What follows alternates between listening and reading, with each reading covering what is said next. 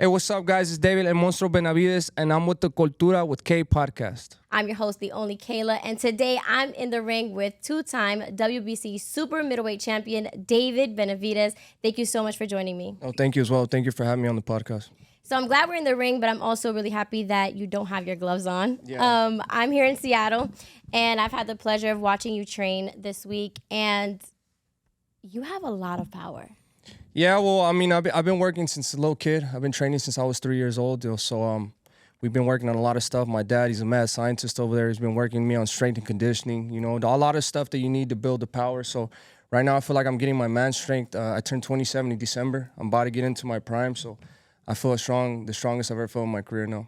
Would you say your power is like the best thing about, you know, your fighting technique? Oh, I think it's just a combination of everything that I do. I think I do everything really good, but when you mix everything, when you mix the speed, you mix the power, you mix the timing, it just comes out that much better. But I do have a lot of power, but I would say my favorite thing to do is my speed. I love my speed.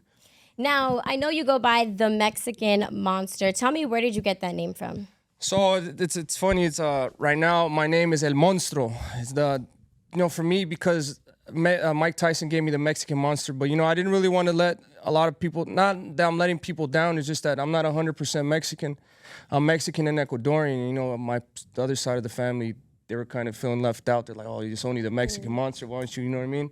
So I mean, right now it's El Monstro, and I feel like it's a name that really describes me, because in the ring I'm a monster. So I mean, if you want to call me El Monstro, the Mexican Monster, it's all the same thing. Yeah. I wanted you to clarify what you want to go by. Yeah, so it's David El Monstro Benavidez. Yeah, Okay. And that's what I'm going by. But I mean, it's the only reason why that I think the Mexican Monster still sticks is because the name was passed down to me by a legend like Mike Tyson. And Mike Tyson gives you a nickname, you're not gonna take it. You know what I mean? So it's just, I'm very happy that I got a nickname from an all-time legend like Mike Tyson. And we are in Seattle.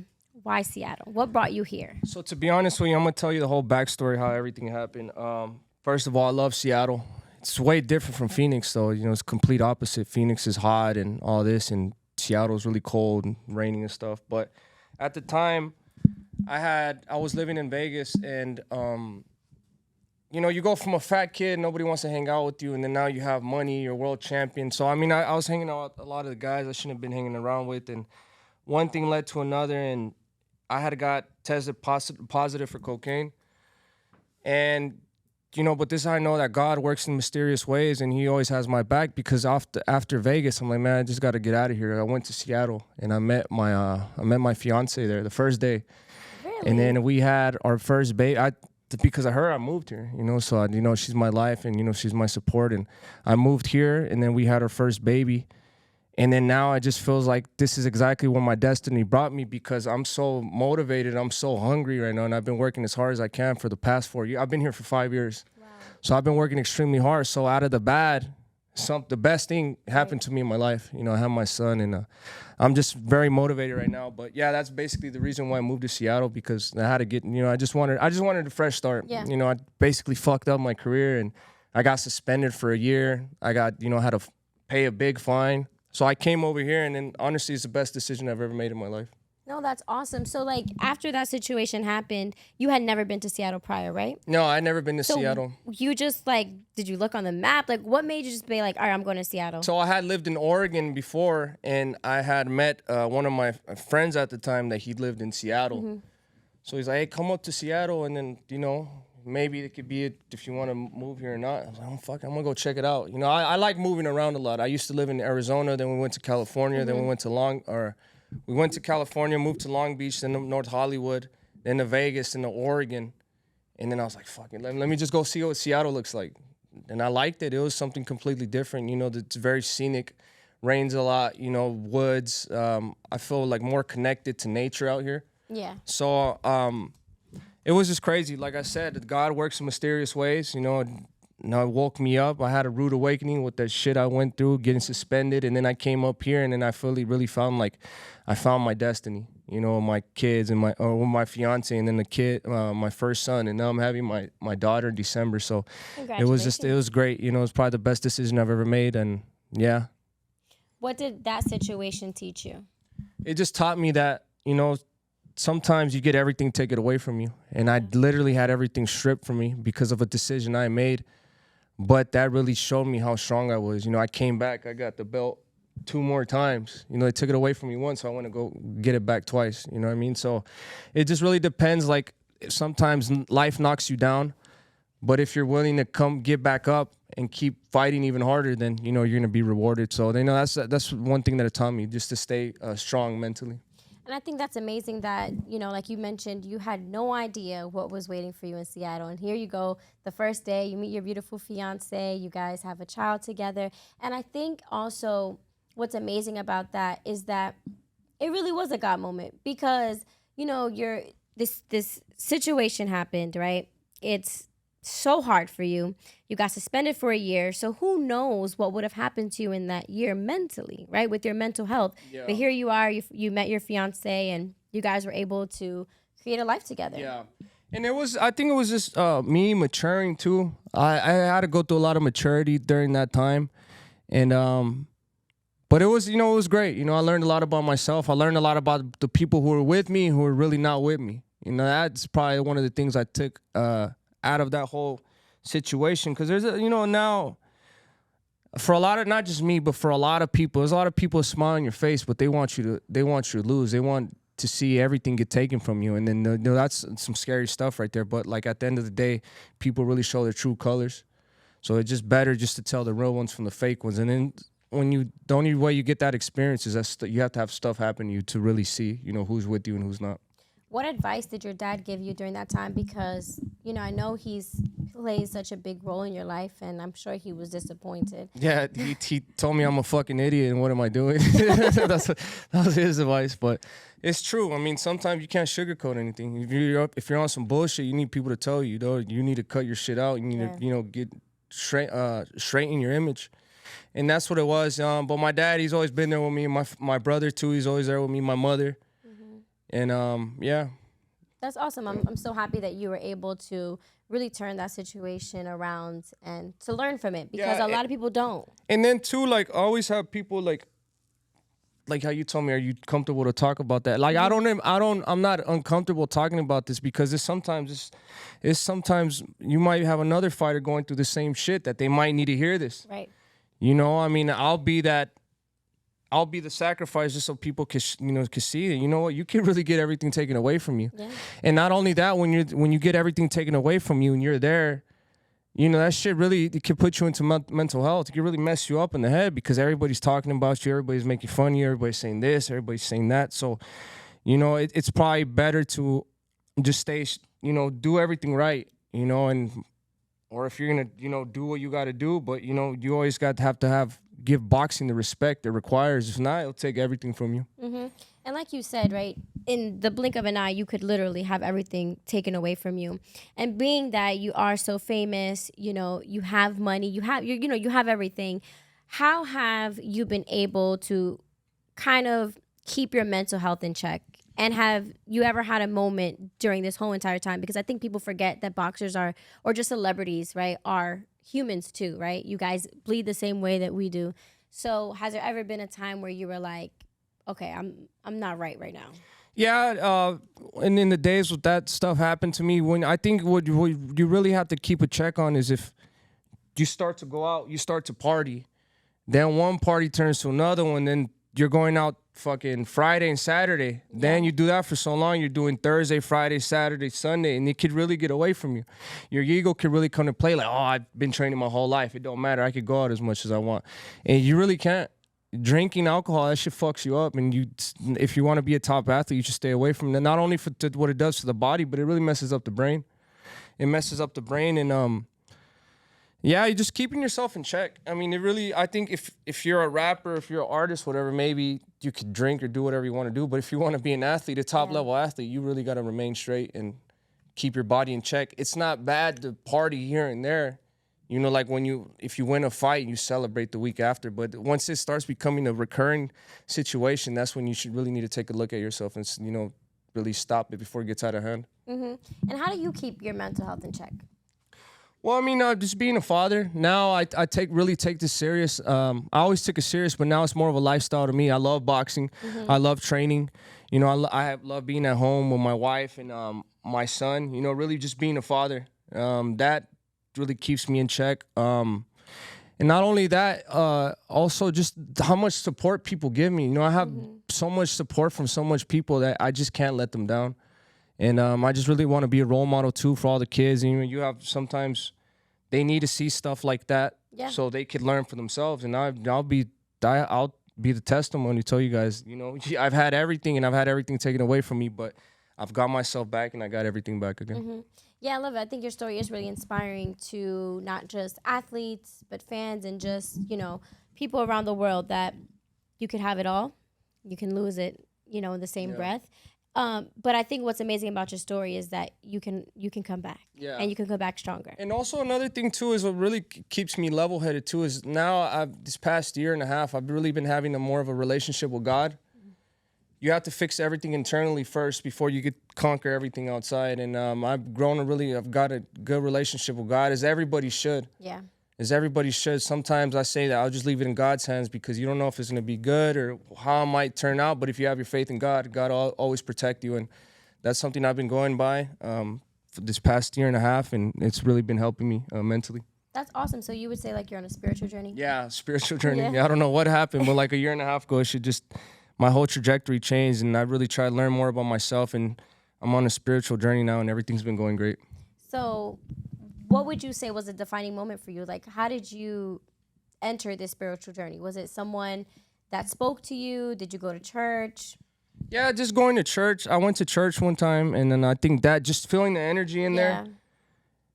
And then, I don't know, I just feel like I said, there's always been stuff that happened to me in my life where I feel like a higher power is controlling it, like as what happened when I came here to Seattle. Yeah. There's been a lot of instances that happened that I won't get into right now, but I just feel like something's been guiding my life. So then that was like a sign right there that, you know, this is God. You know, because I was little, I didn't really go to church, none of that. I believed in God, but I wasn't really into the Bible. Yeah, not practice like that. But as you get older, as shit starts to happen in your life, you see how things unfold, and you know, you really see God is true. That God is real. So I mean, everybody has their own experiences. I can't speak on everybody's experiences, but I could speak on mine, and that's how I feel. Yeah, and I think also being a parent changes your perspective on a lot because, you know, you have a son, you're about to have a daughter. And I was raised in church. So my parents are Christian and I was just always raised in church. But it wasn't until that I had my daughter that I just had like a different perspective on life. You know, I still, you know, I'm still a Christian and everything, but I felt more gratitude. I felt like, no, like I got to get my life right. I have a daughter. You know, you just want to be more grateful to things. And also it's just like, I want God to always protect her. I want her to be safe. So I think also that could have helped you as well as like being a parent. No, yeah, definitely too. That, my son too, it's just a whole bunch of things. A lot of things happen. And then, I don't know. And then now you just see that there's so much evil in the world that why can't God be true? Or why can't the good win? You know what I mean? So it's a whole lot of stuff. So now I know you have a really big fight coming up in just a few weeks, but before we talk about that, I want to talk about how you got into boxing and talk to me a little bit about your childhood because I know you're from Arizona. Yeah. So, I mean, I started boxing when I was, I think, 2 or 3 years old. I was in the backyard. My dad started training me. My trainer that's still now is my dad, and he started training me and my brother. He started with my brother first. My brother started at like 5 years old or 6. He's 5 years older than me. So obviously, you know, the same little brother, big brother story is I just wanted to be like my brother. And it just took off from there. My brother was my inspiration. And I just basically everything he did in the ring, I wanted to do in the ring too. So it just one thing led to another, and you know, hard work pays off. You know, keep working. You know, at the end of the day, you sacrifice a lot, but this game, it requires a lot. You know, it really requires everything from you. And I've sacrificed everything to get to this moment, and it's paid off. So when I spoke to your dad, he had mentioned that in the beginning, boxing isn't something that you or your brother kind of came to him about. You know, it was something that he really wanted you guys to do. And he told me it was amazing how you guys kind of just were so good with it, even though it wasn't something that you naturally were like, hey, this is what I want to do. When for you, or even at what age would you say that after, you know, going and doing boxing for so long that you were like, I actually like this. Like, I really, really want to pursue this. The funny thing is that my dad didn't give me a choice. It's either it's boxing, there's nothing else. It's boxing, and just by having that, I mean, my dad didn't really let me do anything else. You know, it was always boxing. It was run in the morning, go to school, and then come back box, and it was like that for. I mean, my whole life I was training like that. So I kind of feel like when I turned like 8 or 9, you know, I was just a little kid. I want to do little kid stuff. I want to go play with my friends and stuff. But my dad always made me train. But it wasn't until I was like maybe 13, 14 that I really seen this as something I wanted to do for the rest of my life and a career. And I used to weigh 250 pounds. And the way that happened is I was boxing my whole life, and my parents divorced at when I was 7 years old. So I was going back and forth from my mom's and my dad's, and then my father and my brother ended up moving to Hollywood to go train at the Wild Card. So at that time, I moved with my mom. I had a year off, like a year and a half off, and I was like, that's the most time I've ever had off. And I think in a year I gained like 120 pounds. What? Yeah, 100. How old were you at that point? I was 12, 13. It's like from 11 to 12, that's when I gained the weight. And then one day I just looked at myself in the mirror. I was leaving my mom's house, and I was just like, I'm going to hit a point of either I do something about my weight, or I'm going to hit a point of no return where it's just, you're not going to come back from it. I was 270 or 260 at 12 years old. You know what I mean? So I really had to I really had to think what I wanted for myself. I went with my dad and my brother to train, and that's just basically where everything started at. I had the experience. At that time when I went over there, I had 10 years boxing already. Mm-hmm. But I just went to basically just to lose weight. And one thing led to another. My dad put me to spar with one champion, then another champion, then all the top fighters. And I was getting the best at all of them. You know, so that's really what I told myself, that I could really make something out of this and I could really be a champion. Because when you're younger, the world just seems too big. For a kid, you're like, oh, I'm going to be the greatest champion ever. And especially if you see all these great fighters. I grew up around a lot of great fighters. In Phoenix, Arizona, there was, at the time, when I was boxing in Phoenix, like from 6 all the way to 10, there was some really good fighters there. So it was a lot of stiff competition. So when you're a kid, you're a fat kid, you know what I mean? You don't really have the best abilities. It kind of seems hard. But through like the hard work and the motivation, we just kept pushing, and then I made my dream into my reality. That's amazing. Now, what was your dad's reaction once he saw you and you had gained, 120 pounds? Was he like freaking out, or was he just like, you know what, don't worry, Papi, like we're gonna figure this out? Nah, he was mad. He was mad. He was mad as fuck. But we just kept training. Like it was just, I don't know. It was just something that we've always like. That's always like how we got along. We just train, and it wasn't easy. Yeah. I'm not gonna lie. There's some times I'm like, damn, I'm gonna just move back to my mom's house. Fuck this. I'm not even trying to train no more. But I'm just glad I stuck with it. It was really hard. There's times I wanted to quit, but I think the hardest times really shows your character and what type of person you are. So I'm grateful for all the hard times. I think even at that age too, at 12, you had to make a decision saying, okay, I don't want to be this way anymore. And it's a lot that you had to lose. So I think it was amazing that you were like very determined, even that young, at that age, to say, no, I want more for myself. Yeah, and to be honest with you, I feel like if I wouldn't have had my dad in my corner, it should just would have went left real quick. My dad was always the one motivating me. No, you got to box, you got to lose weight, you got to do this, you got to do that. My dad was hard on me, but sometimes that's what you need. You need a hard role model to tell you to cut your bullshit out and do what you got to do. So I'm glad I had my dad, such a strong character, such a strong father. And we're here right now, so I'm very happy. Yeah, that's amazing. I got the opportunity to talk to your dad yesterday for a little while, and he really is just a great guy, and you can see that he's very passionate about boxing. He's very passionate about his children, about you and your dad, just all his children in general. But he has such a great character. How much of your dad's character, determination, passion inspired you as a person and just as a boxer? I think that like about maybe 70%. The other 30% is my mom's side. She's very nice. She's very sweet.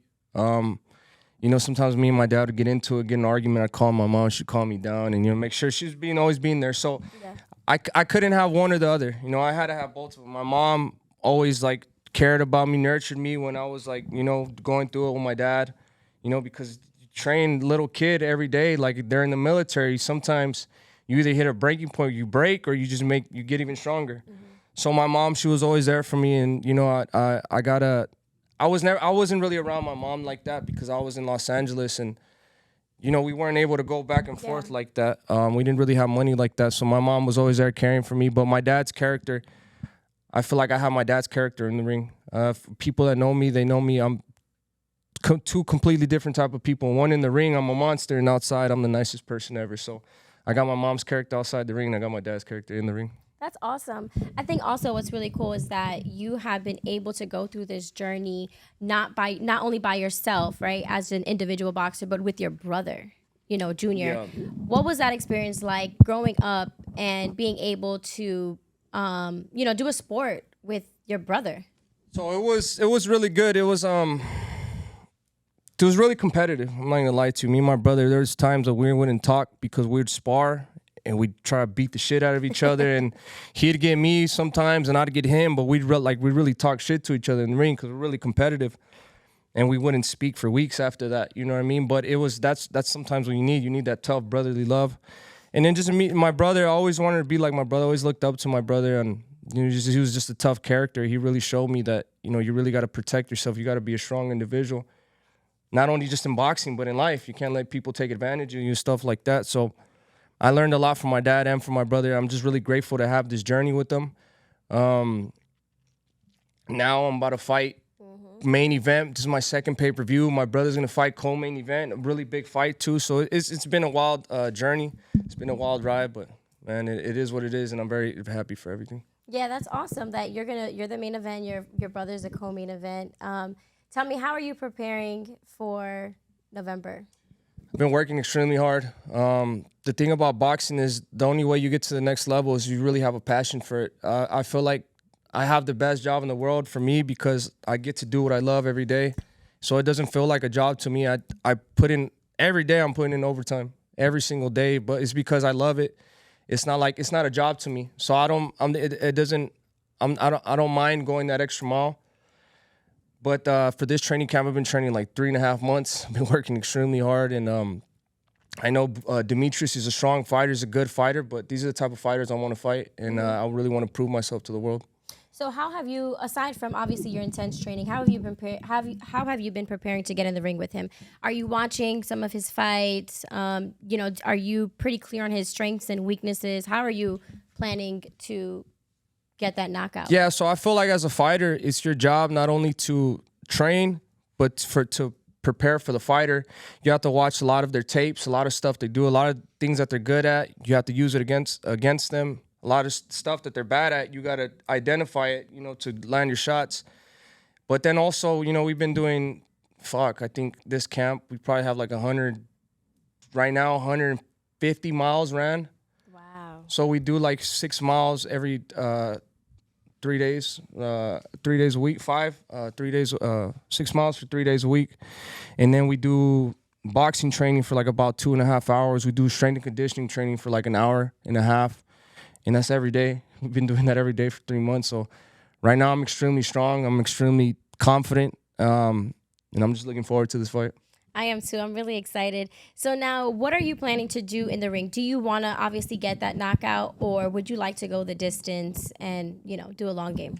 Well, to be honest with you, I'll leave it in God's hands. I do want to stop him, you know, but if sometimes it's boxing, you don't always get the stoppage, then we'll go 12 rounds. But for me, it's just I got to be prepared for every single round, and that's exactly what I'm doing. But I just feel right now I'm just too strong.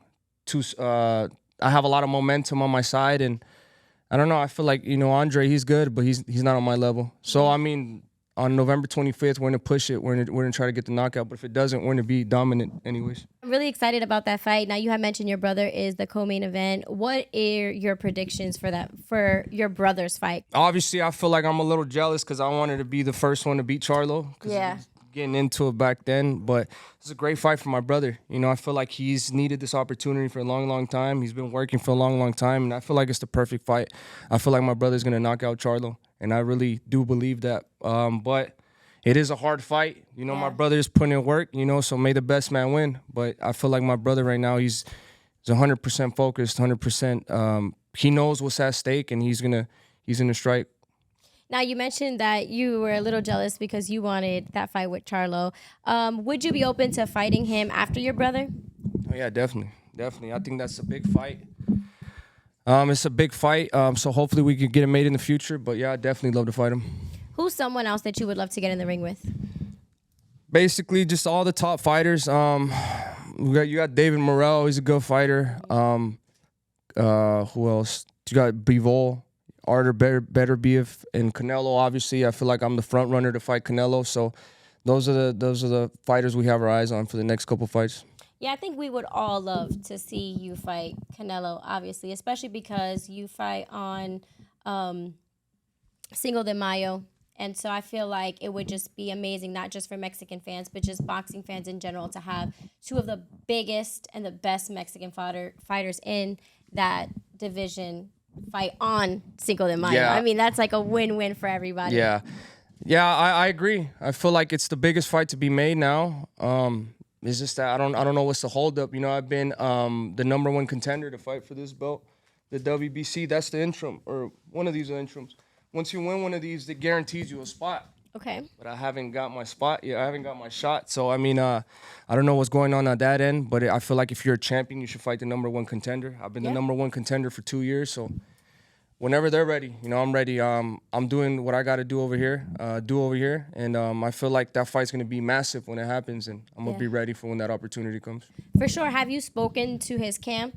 Or has there any been talks? Because I know amongst the fans, and even like in Canelo's last fight, they said, who do you want to fight next? And he's like, I'm down for whoever. And they said, David Benavidez. And he's like, I don't care, I'll fight whoever. He's like, I don't care, I'll fight whoever. Do you think he would really take that fight? Not because you wouldn't be able to execute, because I feel like you would. But do you think that Canelo would be a little bit scared to take the fight? To be honest with you, I feel like what's happening right now is he's probably getting rid of the easier opposition. Okay. You know, because with Canelo fights, he's a pay-per-view king. You know, he sells a lot. He's like the new Mayweather. You know what I mean? Yeah. Every time he fights, he fucking sells a lot. So his last fight with Charlo, which was not, in my opinion, it wasn't a good fight. He was fighting a fighter that came up from 2 weight classes, and they still sold 700K pay-per-view buys. So I feel like he's just getting rid of the easier competition. And then, that's what I said, when the time comes, it's going to come. But I feel like I have the advantage because I'm 26 years old, I'm young, I'm fresh, I'm hungry, and I want these types of opportunities. So they could take their time. I don't care. I'm still going to be here. I'm not going nowhere. Yeah. No, for sure. I really do hope that we get to see that fight, because I think that it would be amazing, like, for just boxing fans around the world. Now, when it comes to boxing, you know, there's a lot of fights that a lot of fans have been wanting to see, and it almost feels like these fighters that we're seeing are kind of scared to give fans what they want to see. And I think that that's because a lot of fighters have an undefeated record, and a lot of them don't want to mess up their record. And I don't want to say mess up, because it's not a mess up. You know, especially when you give the fans a fight they want to see and you put everything out, you know, on the table. I don't think it matters. Yeah. Why do you think that there's fighters out there today that are kind of so hung up on that undefeated record, as opposed to just giving fans what they want and putting it all in the ring? I think it's because, you know, Mayweather really just made that pinnacle where, you're the only way you show you're great is that you're undefeated. If you have losses, you're not great. But and I don't really agree with that either. I feel like, just like how you said, if you give the fans a great fight, obviously if you get knocked out, then yeah, maybe that's a point that you're not the greatest. But if you give the fans a great fight and you lose by a little bit, fuck it, go in there and do it again. You know what I mean? It's really what's inside of you and how much fight you have left. But since, you know, Mayweather came, and, you know, Mayweather's one of the greatest, I feel like people want to follow that and be undefeated. But a lot of times too, it's a lot of politics in boxing. And there's DAZN, it's PBC, I don't know what other, Top Rank. So a lot of people, they don't want to cross and do business, because at the end of the day, they want to keep the whole bag for themselves. Imagine if you got two companies working together, it makes $100 million. They got to split $100 million between two people, and I mean that's still a shitload of money. But the promotion companies don't want to do that. So it's a little bit of ego. It's a little bit of politics. But like I feel like we should take a page out of the UFC's book. A lot of these dudes fight everybody, and some of them get knocked down, and then they come back in a couple months and they fucking win fights and back at the top of the food chain. So it just really, I feel like just the best have to fight the best, and then that's gonna make the sport grow at the end of the day. And I think even too, getting in the ring with someone that, even like as a fighter, right? Some of these fighters may not want to get in the ring because they're, I don't want to say scared, but you know, they have this inkling like I may not win this. No, they're 100% scared. They're 100. I feel like if you don't want to take, but doesn't that make you a better fighter if you fight someone who you feel like you might lose to? That's how you become great. Right. That's how greatness is achieved. I mean, if you fight somebody that you know you're gonna beat, you know what I mean? Then you always know you're gonna win. You know what I mean? But the way you achieve greatness is if you fight a fighter that's as good as you, maybe a little bit better, and you beat him. I mean, there's nobody could say anything about that after you. I mean, nobody could say anything about that after because you proved your greatness. And I feel like but I mean, sometimes it's just tough. You know, like you see like Earl Spence and Terrence Crawford. Yeah. Sometimes the fights end like that, and people, that kind of shies them away from, whatever, like, coming back to boxing. So it's tough. Sometimes you might take that gamble and you might get fucked up, So I don't know. It just really depends. I always say that the fights are won in the training camps. Yeah. That's why I work so hard in the training camps, because if you go into the fight as confident as you could be with a great training camp, then the best is going to come out of you. Yeah, no, I agree. And I think also, like you said, right, Mayweather has kind of set the bar so high that people feel like I want to achieve that level of greatness. But look at Canelo. Canelo's not one of the greatest boxers of all time. He's not undefeated. He doesn't have undefeated record. Mike Tyson, a lot of the legends that we love and that we respect are not undefeated. Yeah. And we still give them their respect because of what they did in the ring. Yeah, exactly. Like you look at Pacquiao. I mean, he won a world title at 42. He beat one of the greatest, not one of the greatest, one of the best welterweights at the time. So it really just depends on how great you want to be, how far you want to push yourself, and how hungry you are. I know that you fought Caleb Plant a little earlier this year. I would say that was an amazing fight. And I would also say that was a little bit tough for you. Would you agree? Yeah, it was definitely tough. Caleb Plant, he was a sneaky fighter. He moved around a lot. I would say that he was holding a lot. I seen a video on TikTok where they're counting how much times he clinched, and it was about 70 times, and you're not supposed to do that. So I felt like if the referee would have told him something, I think after like 10 clinches, you get a warning. What's it? A clinch when they hold you. Okay. It's like you seen Caleb Plant. He was holding me a lot. And I saved him a lot. And it was the referee's job to say something. If they wouldn't have held me, maybe I would have got him out of there. But, it is what it is. But it was a tough fight. He's a sneaky fighter, but he gained my respect. And I feel like the fight lived up to the hype. Yeah. And at the end of the day, I still get people messaging me, oh, bro, that's the greatest fucking fight I've ever been to. It had so much fun. And that's where I want to give people at the end of the day. I just want to give them entertainment. And my fans that follow me, I just want to give them the best fights possible. And I have a lot to prove in this boxing world, and I feel like I'm getting there. And like I said, I don't mind giving 110% of myself. I'm a warrior. I'll put everything in the ring. Yeah, I watched that fight, and it really was amazing. I think also because, in the beginning we did see Plant dominating a little bit, but you were just going the distance, and you can tell you were being very strategic, because the last few rounds, it was like, I was like on my TV, like, there's no way. Oh my gosh. It was crazy. And I think it was even crazier that he was able to take those hits and still stay in. I thought for sure he was going to fall down. Nah, he's a tough dude. And that's what I'm saying. Like, the type of fights like that where it's paired up in the beginning is how deep are you willing to dig? And like I said, I really do want this. I really want to be the best in my generation. So that's backed up by having a great training camp, that you're able to have that gas tank and put it all out. So I'm happy, with the way we fought. We put on a great event, and I'm looking forward to much more. Is there anything that you learned from Plant fighting Canelo, because you fought Plant, that you were like, okay, I could take this and... Yeah, there's a whole bunch of stuff I seen in that fight. I'm not going to say it now, but, there's a lot of stuff that I could do to Canelo. I think even Plant just going that far, and, Plant didn't hit hard at all. So, and he was catching Canelo with some shots. So if I could catch Canelo with the same shots, but I have much more power than Plant. So it'll be a completely different fight, but it's going to be a fucking war. I'm not going to lie. It's going to be one of the hardest fights ever, but I'm willing to do it. Now, you fight at 168.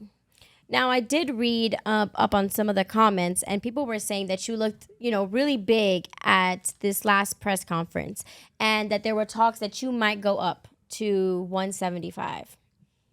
Is that something that you would consider? Yeah, definitely in the future. I've been at this weight class for 10 years. I've been professional 10 years. So my whole career, I fought at 168. So I think maybe in the next year, not in the next year, no, I'm sorry. In probably the next 2 years, I think I'm going to move up to 175. I mean, I can still make the weight now. It's good. We know how to do weight cuts and we know how to prepare the body for weight cuts. So it's no problem right now. But I do want to see how the 175 feels like, and I think soon we're gonna go up there. Now, if you do go up there, would you want to fight Bivol? Is that something I sparred Bivol a lot, so we would have a great fight. And I'm not gonna say too much about the sparring session, but it would be definitely pay-per-view. It would be a great fight. I feel like I could beat Bivol. I feel like I could beat everybody, and that's how you're supposed to feel if you're a boxer. There's no room for second place, especially if you want to be a world-class fighter. You have to. I have to believe that if I go up to heavyweight now, I could beat everybody. You know, heavyweight's a big jump, but mentally you got to be strong. You can't even let the thought of a loss get in your head. So you believe that you can fight, that you can beat anyone?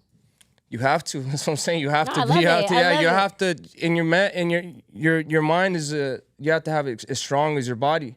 It has to be strong mentality. And you know, that's what we do. You know, like I said, I'm going to leave it in God's hands. Mm-hmm. Yeah. That's awesome. So now you have your titles here. Tell me, when you look at them, how do you feel when you look and say, and you look at, you know, you're 26, you're going to be 27 in a few weeks.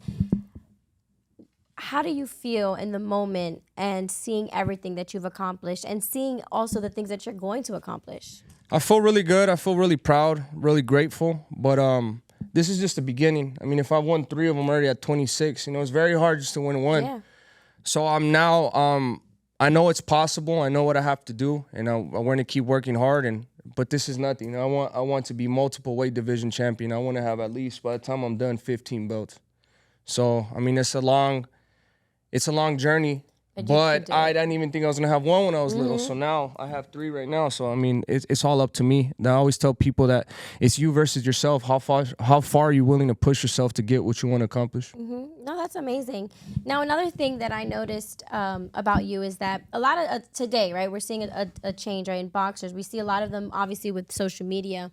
And we see a lot of them that have millions of followers and, you know, flashy cars. And we're seeing so much of them outside of the ring where, you know, growing up, we didn't really get to experience that because there was no social media. Now, one thing about you that I noticed is that although you are on social media, you still live a very private life. To be honest with you, that's one of the things. I think that's amazing. I haven't really got used to the social media because at the end of the day, I really don't want to. There's a lot of distractions. There's a lot of bullshit. And sometimes you're just on the phone for no fucking reason. Yeah. Just sliding. Why would I do that when I could be doing abs or I could be working on some unboxing? And I just feel like now the culture now is just, there's just too much information that you could get lost really easy in it. I mean, I could be like everybody else and put cars, put jewelry, be all that, but I'm not. From the point I'm coming from, I want to motivate people, and I feel like when you put something like that, people kind of start hating on you. Mm-hmm. So I don't want to do that. I want to show love to the people, motivate the people. I don't want people to hate me, and I don't know. I think that stuff is kind of played out, to be honest with you. I just like to train, go home, be a dad, and then come back, repeat it. I mean, it's kind of. I feel like sometimes it kind of bites me in the ass because. And nowadays it's all about social media.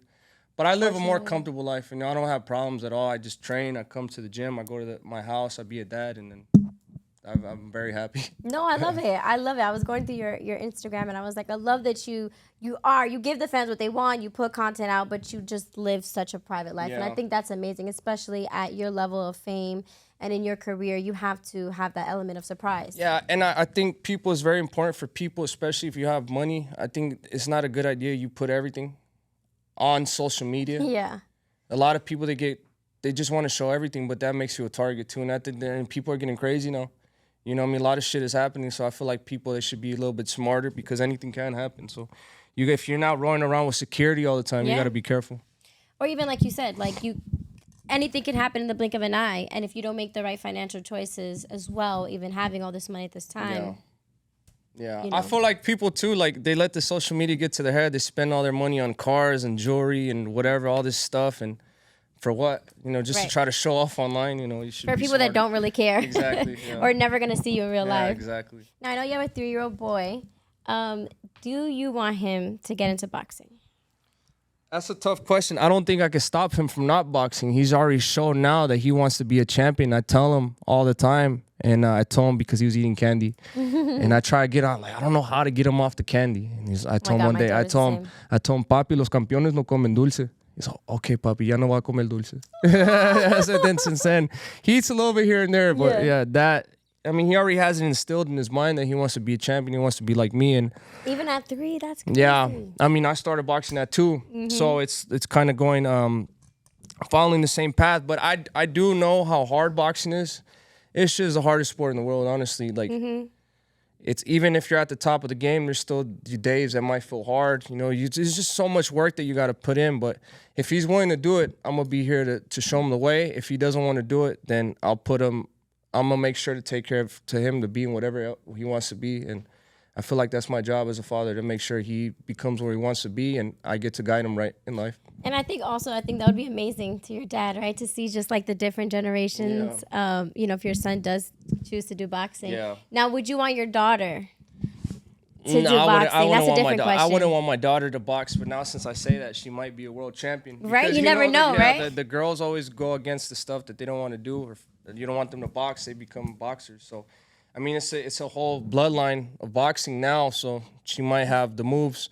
But if she doesn't box, I would do want her to box, like practice it so she could take care of herself, defend herself. And I think boxing is a great skill for everybody to learn. You know, sometimes you might be at a bar or whatever, you got to defend yourself. You know, you can't let people take advantage of you. So that's where it always comes in. You know, you always got to know how to defend yourself.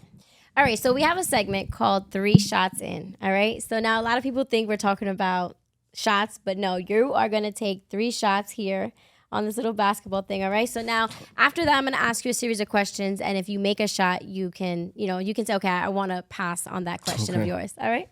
All right, so now you can go. Oh, my God.